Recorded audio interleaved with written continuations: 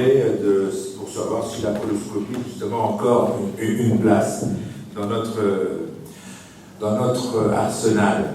Donc on vous l'a dit tout à l'heure, il y a 3 types de niveaux élevés, mais il faut bien comprendre une chose, c'est que 80% des cancers colorectaux surviennent dans la population qui n'a aucun facteur de risque. Ça s'est effacé. Donc 80%, et le risque cumulé dans la vie est de l'ordre de 3 à 4%. Et donc, je vais m'intéresser à ce groupe moyen. Le groupe élevé, vous l'avez, les recommandations sont claires. On doit faire une coloscopie à partir de 45-50 ans lorsqu'il y a un antécédent d'adénome avancé ou de cancer colorectal personnel, ou un parent au premier degré de moins de 65 ans, ou 2 parents au premier degré, quel que soit l'âge. Et puis évidemment dans les maladies inflammatoires du tube digestif. Mais je vais me focaliser sur ce fameux risque moyen. En effet, le cancer du côlon, c'est quelque chose quand même qu'on a un peu oublié en termes de décès. Vous avez sur cette diapositive, le nombre d'accidents de la route, vous voyez en rouge. En 1980, il y en avait près de 13 000. La courbe s'arrête à 2005, mais je pourrais la prolonger en 2015, c'est 3 300. Vous avez entendu récemment le Premier ministre qui nous a fait tout un coup parce que ça avait augmenté de 100 en une année. Je vous rappelle donc le cancer du côlon en 1980, c'était 14 000 et nous sommes pas loin de 18 à 19 000. Donc est-ce que, et c'est ce que j'ai marqué en France, en termes de décès, cancer colorectal, c'est un Boeing, puisque les Airbus ne tombent pas, bien sûr, de 350 places qui s'écrase par semaine. Par semaine. Et la question, c'est est-ce qu'on peut accepter ça alors qu'un dépistage ou une prévention sont possibles? En effet, je fais cette notion de différence entre le dépistage et la prévention, et la question posée, c'est est-ce que la coloscopie a une place? Le premier élément qu'il faut savoir, c'est que le dépistage, c'est pas pareil que la prévention. Le dépistage et l'hémoculte en été l'exemple typique, c'est un diagnostic précoce de cancer. On diagnostique les cancers à un stade plus précoce. Et vous voyez aux États-Unis, eux, ils le mettent très clairement. Il y a 2 façons, 2 types de screening du cancer colorectal, il y a 2 types de tests. Les tests qui vont détecter un cancer, et puis les tests qui vont prévenir le cancer. Et donc, la coloscopie, elle est effectivement, elle peut faire le diagnostic, mais elle va potentiellement, on va le voir, jouer un rôle dans la prévention du cancer colorectal. Alors que je vous rappelle que l'hémoculte diminuait la mortalité du cancer colorectal, mais que sur l'incidence, eh bien, au bout de 18 ans de screening, certaines études montraient une toute petite diminution, et encore pas dans tous les cas. Alors pourquoi on peut imaginer qu'on peut prévenir le cancer colorectal? Bien, c'est simple, c'est qu'on sait que dans plus de 80% des cas, le cancer colorectal, il survient sur un adénome. Et vous voyez que sur 1000 polypes, 100 vont atteindre une valeur de 1 cm, et lorsqu'ils ont atteint 1 cm, 25%, soit 2,5% des débuts, va évoluer vers le cancer. Donc la coloscopie, elle peut agir sur les petits polypes, elle peut agir sur les gros polypes, et on peut imaginer qu'elle diminue certes la mortalité, mais aussi l'incidence du cancer colorectal. Alors quelles sont les recommandations?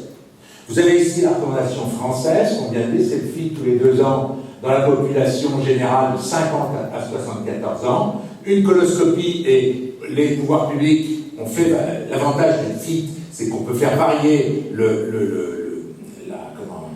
taux à partir duquel on déclenche la coloscopie. C'est ce que vous a montré Jean. En France, on l'a déclenché à 4% pour ne pas faire trop de coloscopies. C'est que plus on abaisse le seuil, plus on va faire de coloscopie et de coloscopie normale. En France, voilà, aux États-Unis, excusez-moi, la recommandation, c'est coloscopie dès 50 ans, puis tous les 10 ans si c'est normal. S'il y a un reflux, FIT tous les ans, rectoscopie, coloscopie virtuelle tous les 5 ans. Mais ce qui est important, lorsqu'on relit les auteurs américains, c'est l'opinion forte du panel des experts que la prévention du cancer colorectal doit être le rôle principal dans les stratégies contre ce cancer. Donc eux, ils se mettent c'est une façon de voir qui est très différente. Alors, quels sont les avantages et les inconvénients de la coloscopie? L'avantage, c'est efficace, c'est tous les 10 ans, c'est qu'on fait le diagnostic et le thérapeutique en un temps. Maintenant, les inconvénients, l'acceptabilité. Il y a une campagne en Allemagne. En Allemagne, ils proposent une seule coloscopie à 55 ans. C'est l'acceptabilité. Là, on est en train de revoir depuis plusieurs années. Ils sont à 20%. Mais vous verrez que ce chiffre de 20% de la population dans un lander allemand est extrêmement important. C'est son coût qui est le plus important, la préparation qui n'est pas toujours formidable, la mauvaise réputation, les patients ils n'y vont pas toujours de gaieté de cœur, la qualité de la préparation, qualité de l'endoscopie, c'est là la profession a un rôle majeur à jouer, le manpower, les complications qui sont faibles et pas nulles, et puis ce qu'on reproche, c'est qu'évidemment la coloscopie elle est souvent normale. Je vous rappelle les chiffres dans les grandes séries sur la coloscopie de prévention, un adénome dans 20% des cas, un adénome avancé dans 6-7%, un cancer dans 1%. Mais elle est normale dans 3 quarts des cas. Alors, est-ce qu'il y a des études contrôlées, randomisées en population? La réponse est non, il n'y a pas d'études. Il y a 3 études en cours, mais vous voyez, on aura les résultats en 2021, 2025, 2026, donc peut-être qu'il faut qu'on se décide avant. Alors, il y a des études observationnelles. Alors, quand on voit dans le temps, c'est très intéressant. C'est qu'on voit que la protection de la coloscopie vis-à-vis du cancer colorectal, elle s'est améliorée. Elle s'est améliorée pourquoi? Parce que vous voyez, ici, il y avait des internistes ou des médecins généralistes qui faisaient la coloscopie. Les résultats étaient moins bons. Ici, vous voyez, le taux de colo complète était de 80%. Et dans les deux papiers, les 2 premiers papiers, même, il a été dit, certes, la coloscopie marchait pour diminuer l'incidence du cancer colorectal, mais pour le cancer du côlon droit, il y a même des études qui montraient aucun effet de la coloscopie. En fait, il faut prendre l'étude de Brenner, c'est une étude allemande, qui montre qu'il y a moins 80%, vous voyez, d'incidence du cancer colorectal après une coloscopie, avec une différence toujours entre le côlon droit et le côlon gauche. Le côlon droit, la protection est moins importante, probablement parce que les coloscopies n'étaient pas complètes, probablement parce qu'il y a des lésions planes qui sont difficiles à voir, et également les lésions sessiles-festonnées qui sont très difficiles à voir et qui nécessitent une préparation impeccable. Ces chiffres, de toute façon, vont s'améliorer.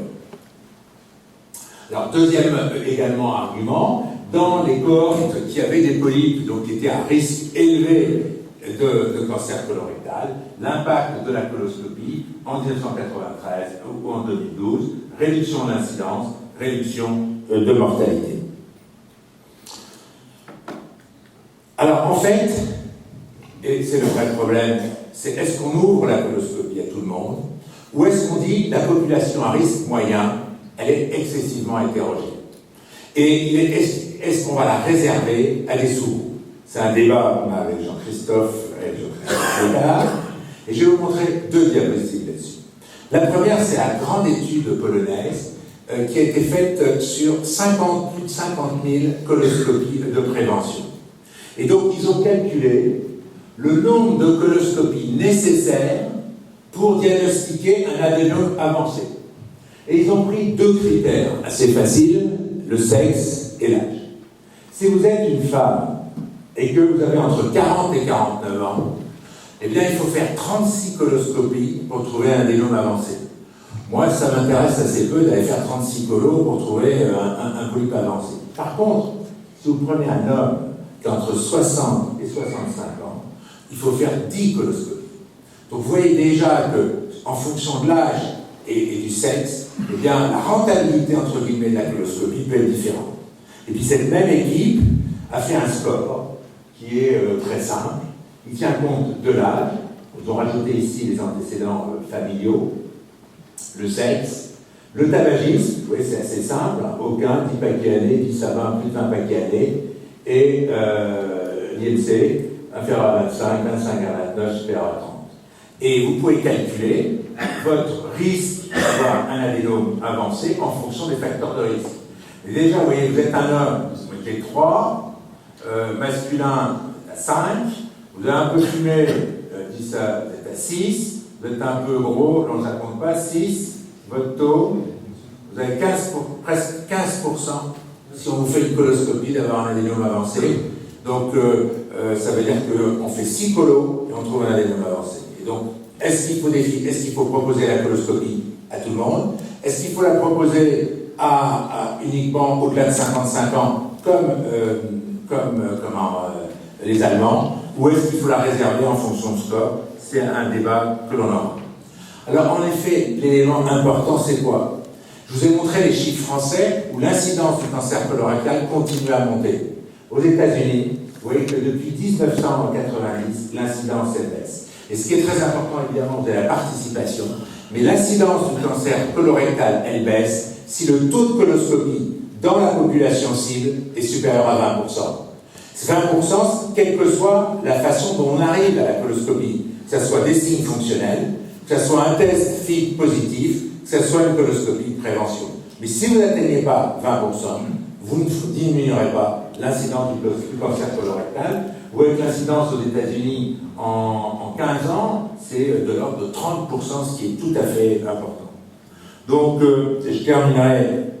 Non, je ne vais pas passer à la dernière diapo. Donc, je ne vais pas passer ma diapo, c'est pas très grave. C'était pour dire qu'il faut aller vers un dépistage de prévention à la carte. Il y a des gens qui ne veulent pas de la coloscopie, on leur fera un FIT, mais il faut quand même proposer, à mon sens, la coloscopie comme moyen de prévention. Le vrai débat de la profession qu'on aura, j'espère, en septembre, c'est de savoir est-ce qu'on utilise un score ou pas, ou est-ce qu'on utilise un âge, ou est-ce qu'on dit à tout le monde on la propose, en respectant le délai de 10 ans pour la coloscopie, et en ayant des critères de qualité extrêmement stricts.